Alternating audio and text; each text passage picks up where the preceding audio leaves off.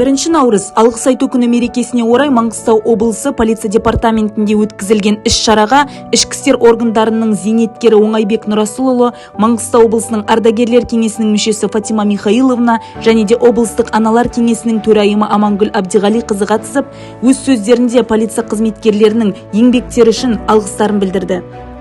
Я благодарна всему нашему народу.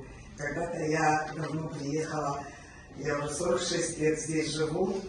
Біздің облысқа осындай бір керемет жауапты жұмысқа келгенімізге Қазақстан Папасы министрлігіне алғыс білдіреміз және жұмысымызға табыстар тілейміз.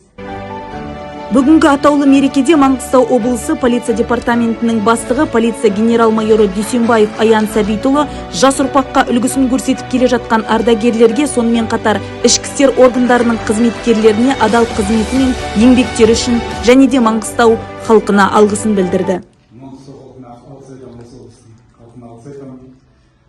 Осындай жақсы тату-тәтті бірлікте өмір сүріп жатқаныңызға өзімнің жеке алғысымды білдіремін.